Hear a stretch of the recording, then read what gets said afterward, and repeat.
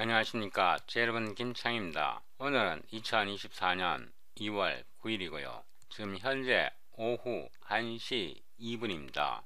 저 유튜브 채널에서요. 아래로 쭉 내려가 보면 미분기약 텐서 이 플레이리스트가 있습니다. 이 플레이리스트에서 아래로 쭉 내려가 보면 080 서피스 인티그럴 1 스칼라 인티그란드 이 동영상을 시청하시고 오셔야 합니다. 더보기를 누르고요. 다운로드 커런트 비디오 소스 코드 이 링크를 누릅니다. Show in 폴더에서 압축을 풉니다. 폴더 이름을 081 폴더를 복사해서 Geometry Tensor Calculus 작업 폴더에 붙여놓고요. 비주얼 스튜디오 코드를 실행합니다. Geometry Tensor Calculus에서 081 surface.cpp Ctrl B 우리가 surface.cpp를 이 동영상에서 만들었습니다. 이전 동영상 Surface Integral 1 스칼라 인티그란드 이 동영상을 시청하지 않으셨다면 시청하시고 오셔야 합니다. 제가 여기에 PDF북을 끌어다 넣었는데요.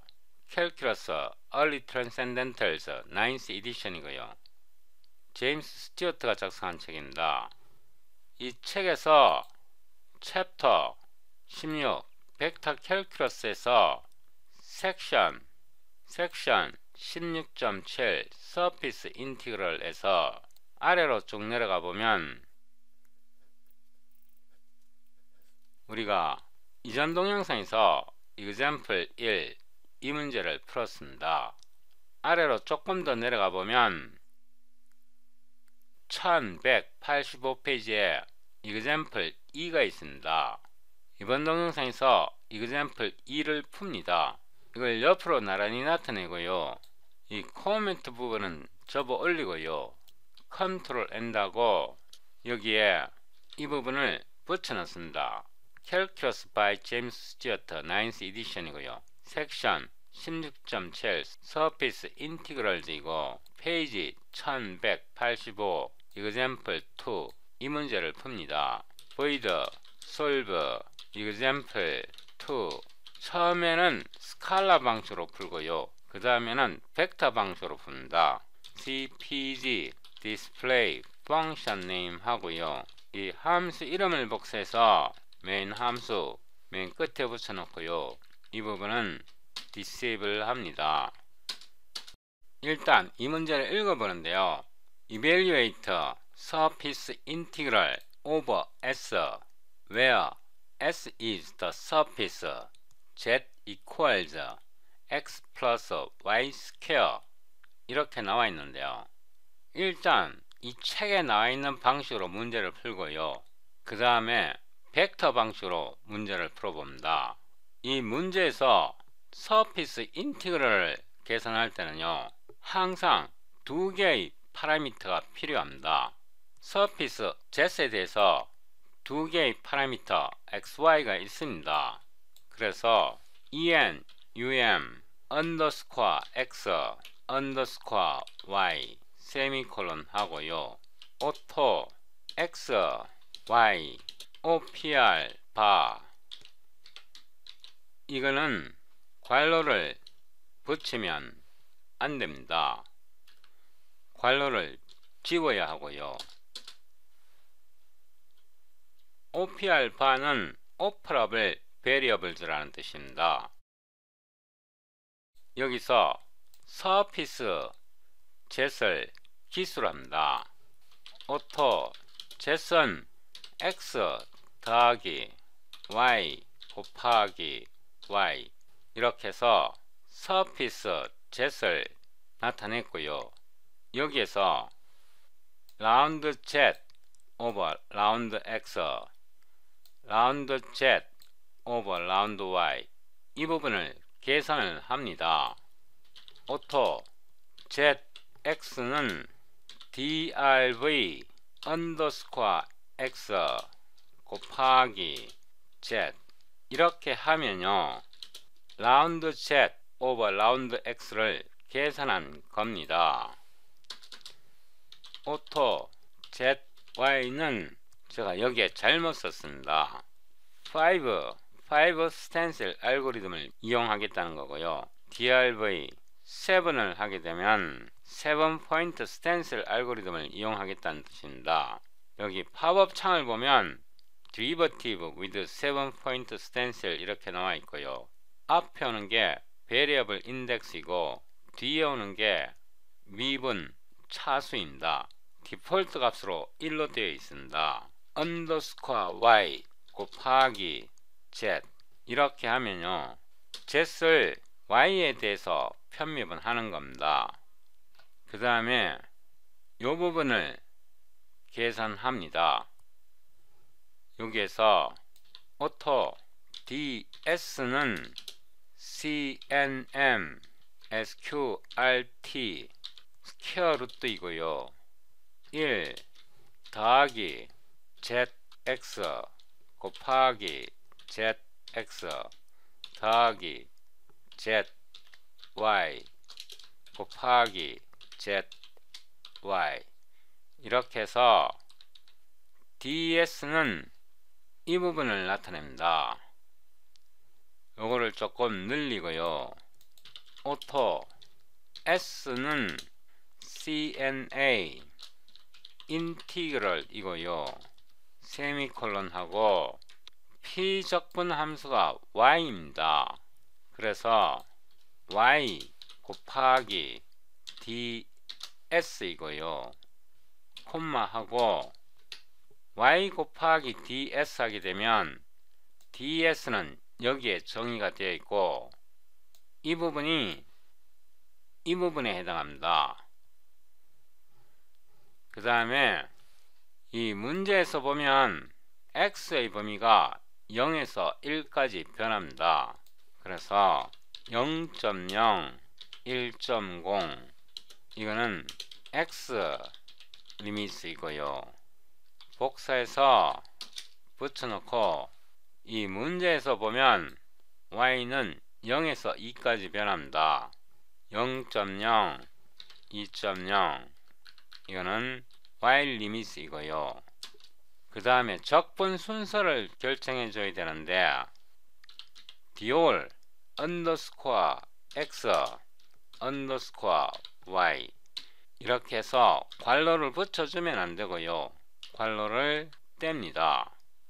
여기서 underscore x가 앞에 오고 underscore y가 뒤에 오는 이유는 x 리미트를 먼저 정의해 줬고요. 그 다음에 y 리미트를 정해 줬기 때문에 underscore x underscore y 이거를 지정해 줌으로써 여기에 있는 적분 한 개의 의미를 알려주는 겁니다.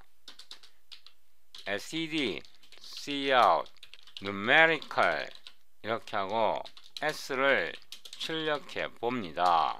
복사해서 붙여놓고 이 책에 보면 정답이 나와 있습니다. 이거를 answer 이렇게 하고 13 곱하기 sqrt 2 over 3 이렇게 해주면 13 곱하기 루트 2 over s가 계산됩니다. sqrt2는 여기에 정의되어 있습니다. 팝업 창을 보세요. 이렇게 해서 아무 컴파일러를 꺼내도 되고요. dir cd 081 green theorem clang sed c++ 20 surface.cpp ltbb 12 o c.exe 이렇게 해서 빌드해 봅니다. 빌드가 안 될 겁니다. 빌드가 안 되고 위로 쭉 올라가서 이거 읽고 이해하기가 어렵죠, 그죠? 거꾸로 올라가면서 보면 뭐 플로팅 포인트 이곳에서 오류가 나는 것 같은데요. 이거 플로팅 포인트 연산과 관련이 있는 거 맞습니다. 여기서 우리가 미분을 하잖아요. 미분을 할 때 제가 여기에 속박 조건을 걸어 놨는데요. 미분을 할 때는 이 함수에서 x와 y를 플로팅 포인트로 속박 조건을 걸어 놨습니다. 이게 문제가 되는데요. 이렇게 고쳐줘야 합니다. PRAS 더블이나 플로트로 속박 조건을 걸어줍니다. 여기서 PRAS는 parameters as를 줄여서 부르는 말입니다. 이 식에서 변수 xy를 더블로 간주하고 계산하라 이런 뜻입니다. 이렇게 해서 다시 빌드 해보면요, 이제 빌드가 되었고 실행이 됩니다. 지금까지 이 책에 있는 방식대로 문제를 풀었습니다. 이 책에 있는 방식대로 풀면 굉장히 쉽게 실수할 수 있고요, 연산하다 보면 오류가 발생될 가능성이 굉장히 큽니다. 장점은 최적의 성능을 끌어낼 수 있습니다. 예를 들어서 리커션을 디세이블 하고요, 웨이트 카운트를 이 경우에는 6으로 주면 이게 이중적분이기 때문에 6 by 6 12번의 연산으로 적분할 수 있습니다. 이렇게 해서 빌드하면 CLSC 동일한 결과를 얻을 수 있는데요, 이거는 굉장히 로우 레벨 방식입니다. 이 부분을 복사해서요,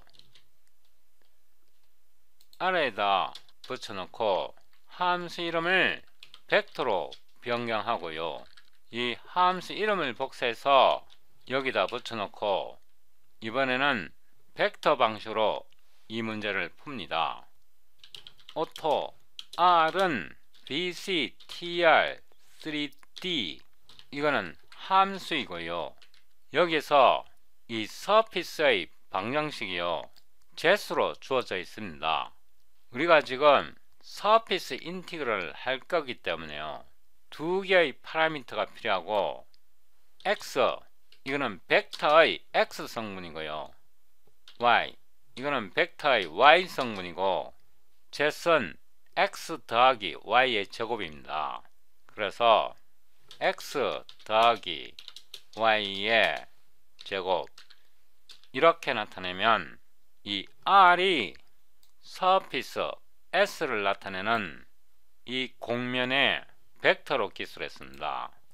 이렇게 기술하고 나면 위에서 제가 이 부분은 복사해 오고요, 여기다 붙여놓고 오토 s는 이 벡터 r에서 서피스 인티그럴을 이용할 수 있습니다. 펄스이고요, 6으로 넣습니다. 이거는 함수입니다. 좀 들여쓰기 하고요, 이 식에서 ds에 해당하는 이 부분은 우리가 벡터 r을 이용해서 멤버 함수 서피스 인티그럴을 사용하면 이 부분은 자동으로 계산해 줍니다. 그래서 피적분 함수 y를 그대로 보내고요, x의 한계 0.0에서 1.0 x 리미트 복사해서 붙여놓고, 이 문제에서 y 리미트는 0에서 2까지고요 그래서 2.0 이거는 y 리미트이고요, the all underscore x underscore y 이렇게 계산해주면 아주 간단하게 가뿐하게 계산됩니다. 이 방식과 이 스칼라 방식을 비교해 보세요. 이 내부에서 이런 연산을 벡터 방식에서는 자동으로 계산해 줍니다. 제가 여기에서 실수를 했는데요, x 더하기 y의 제곱입니다. 이렇게 해놓고 다시 빌드 하고요, CLSC 해보면 정확하게 계산합니다. 이 벡터 방식은요, 이 문제 2만 풀 수 있는 게 아니고요, 직교잡폭의 원통좌표계, 구좌표계, author, normal, basis, 벡터에 right hand 룰을 적용한 모든 surface integral은 계산할 수 있습니다. 이 벡터 방식으로 계산을 하면 example 2 이런 특화된 문제만 풀 수 있는 게 아니고 모든 문제를 풀 수 있고요. 위에서 이 스칼라 방식으로 계산을 하면요, 이 문제에 특화된 계산만 가능합니다. 그래서 실수를 적게 가능한 벡터 방식으로 계산을 하고요, 극강의 퍼포먼스가 필요할 때만 여기 위에 설명된 이런 스칼라 방식을 사용하면 됩니다. 이렇게 벡터 방식을 사용해도요, 성능이 많이 떨어지는 것은 아닙니다. 제가 지금부터 용어 정리를 좀 하겠는데요, 디올은 이것과 동일합니다. 왜 이것과 동일하냐 그러면요, while 리미트가 나중에 선언되었고요, x 리미트가 먼저 선언되었습니다. 나중에 선언된 게 먼저 적분하고요, 먼저 선언된 게 나중에 적분해야 합니다. 이렇게 거꾸로 쓰게 되면요, 굉장히 번거롭습니다. 이렇게 하지 않으려면 세이피언스라는 게 있는데요, 이럴 때는 underscore y, underscore x, 이거는 함수입니다. 세이피언스는 이것과 동일합니다. y를 먼저 적분하라는 뜻이고요, 그 다음에 x를 적분하라는 뜻입니다. 이렇게 해서 빌드에도 동일한 결과가 나옵니다. 이게 싫을 때는요, siliconians underscore x underscore y, 이것도 함수이고요, 이렇게 해도 동일한 결과를 줍니다. 다시 빌드 하고요, CLSC 해보면 동일한 결과가 나옵니다. 이게 굉장히 번거로워서 여기 DO를 새로 제가 만든 거고요, 이거를 differentials라고 부르고요, differential order라는 뜻에서 DOR이 된 겁니다. 여기까지만 설명드리고요, 여기에서 이렇게 해도 되고요, CNM square y 이렇게 해도 됩니다. 이 CNM 네임스페이스 속에 들어있는 함수는요, 합성 가능하고 연산 가능한 함수입니다. 이 부분에 대해서는 제가 곧 또 설명드릴 거고요, 여기서 OPR-는 Operable Variables라는 뜻입니다. 위로 올라가서요, Solve Example 2 Scala 이 부분을 한 번 더 복사해서요, 여기다 붙여놓고 이번에는 함수 이름을요, extreme로 수정하고 복사해서 메인 함수 여기다가 붙여넣습니다. 위로 올라가서 Scala Extreme 이 함수에서요, 우리가 미분 연산을 하게 되는데, 제가 이 알고리즘을 만들 때요, 미분을 하려면 실수 범위 내에서 부동소수라야 합니다. 적분에서도 부동소수를 사용해야 합니다. 제가 여기에 CNM square라는 특수한 함수를 사용하는데요, 이런 함수는 operable function이라고 부릅니다. functions in CNM namespace are operable functions이고요, 이 operable function이라는 말은 제가 만들어낸 말입니다. 구글에서 찾아보세요. 이런 말 없고요, 제가 만들어낸 말입니다. 이런 operable function은요, 더하고 곱하고 빼고 나누고 우리가 수학에서 할 수 있는 그런 모든 연산을 다 할 수 있는 그런 특수한 함수입니다. 제가 여기에 parameters as라는 함수를 사용했는데요, 이거를 복사해서 붙여놓고요. 파라미터 as를 disable 합니다. 이렇게 해서 빌드 해보면 빌드 자체가 안됩니다. 빌드가 안되고요. 위로 올라가서 이 메시지를 잘 찾아보면요, 플로팅 포인트 컨셉트에서 오류가 발생합니다. 왜 이런 오류가 발생하냐 그러면요, zx, zy는 함수 z을 x에 대해서 y에 대해서 미분 연산을 취하잖아요. 미분할 때는 정수로 하면 안되고 플로팅 포인트를 사용해야 합니다. 그래서 이 연산을 플로팅 포인트로 처리하라는 뜻에서 제가 이 미분 연산 알고리즘에 속박 조건을 걸어놨습니다. 이 적분 알고리즘에서도 마찬가지입니다. 이거를요, 오른쪽 클릭해서 Go to Definition 해보면 matrix.hpp가 나오고요. 이거는 derivative 커맨드로 정의되어 있습니다.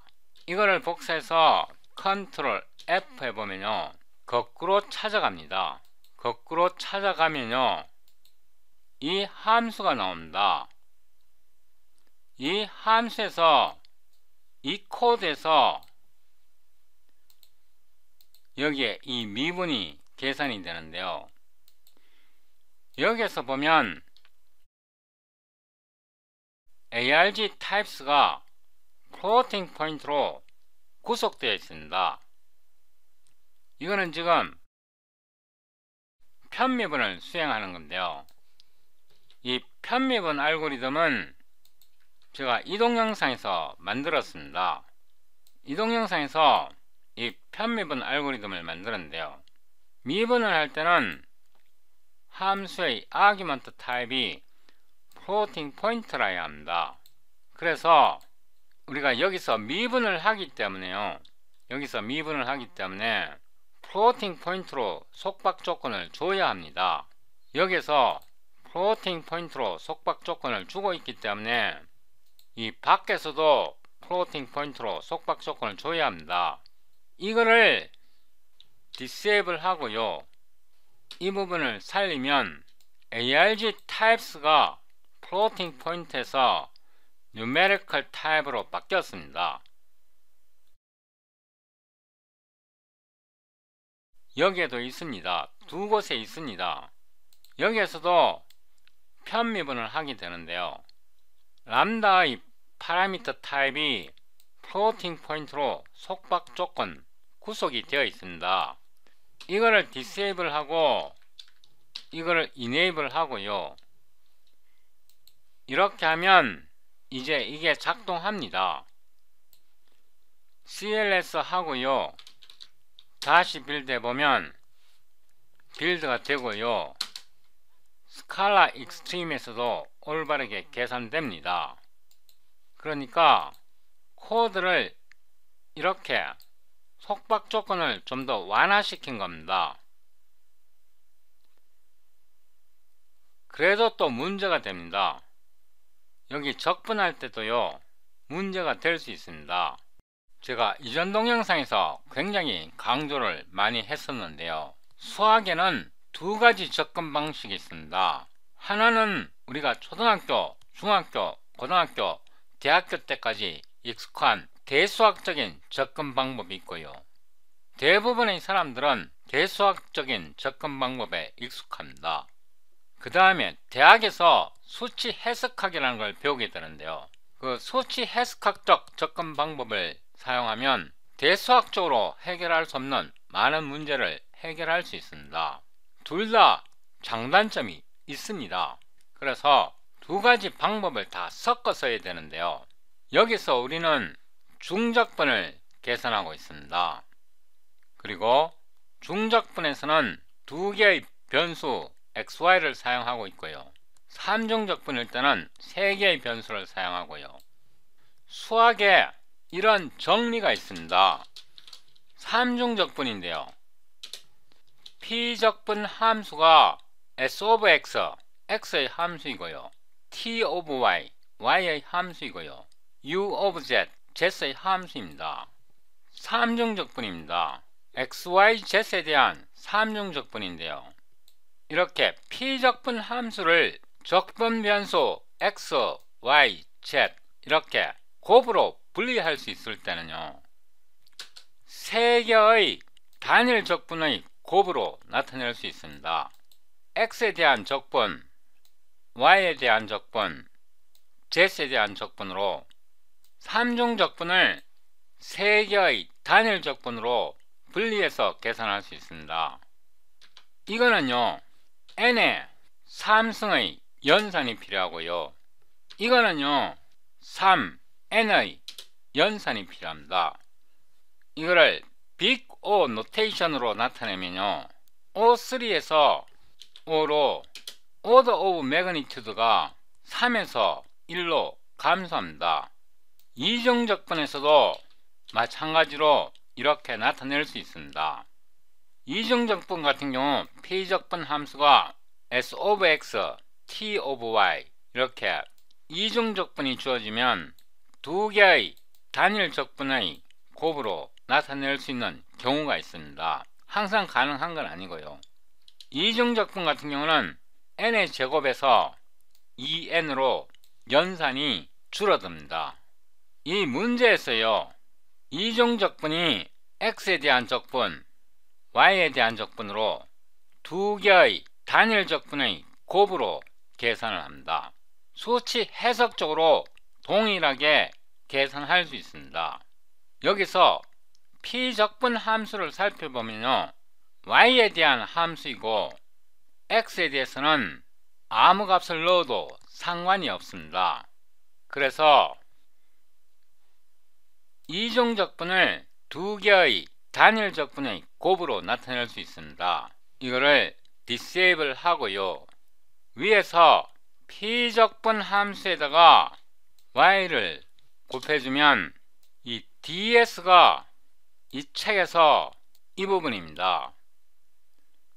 우리가 두 개의 변수 xy를 사용하기 때문에 이 P적분 함수에는 x가 들어있지 않습니다. x의 값은 무시하고 계산해도 됩니다. 그래서 오토, 이거는 인티그란드입니다. 인티그란드.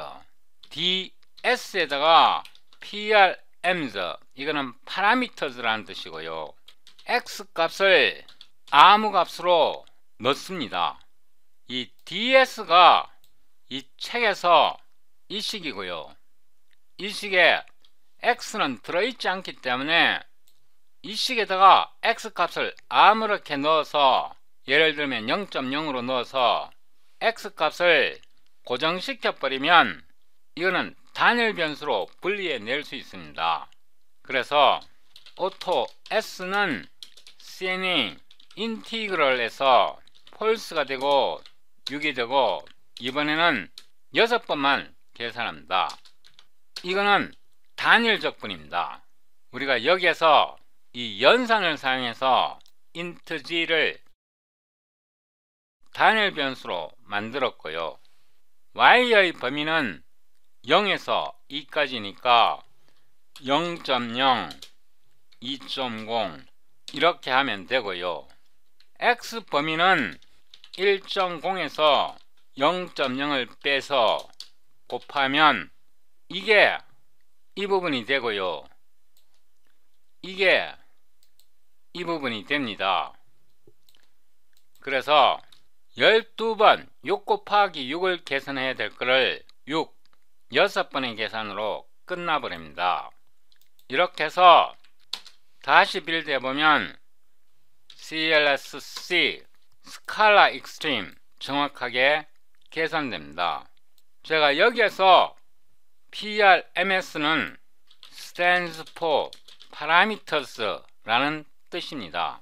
x 값을 0.0으로 고정시켜서 두 개의 값을 받는 식에서 x 값을 고정시켜 버리니까 y 값 하나만 받는 식으로 식이 변해 버립니다. 그래서 인티그란드 int g는 아래에서 y에 대한 식, 이 부분만 별도로 이렇게 계산했던 겁니다. 그리고 x에 대한 부분은 이렇게 계산하면 됩니다. 이렇게 하면 n의 제곱을 계산해야 될 거를 2n의 계산으로 줄어듭니다. 이게 만약 3중적분이라 그러면 n의 3승 계산을 3n의 계산으로 최적화할 수가 있게 되는 겁니다. 다시 한번 강조드리지만 대수학적인 접근 방법에는 그 나름대로 장단점이 있고 수치 해석적인 접근 방법에는 그 나름대로 장단점이 있습니다. 두 개를 합쳐야 최적의 성능을 그리고 가장 광범위한 문제를 해결할 수 있습니다.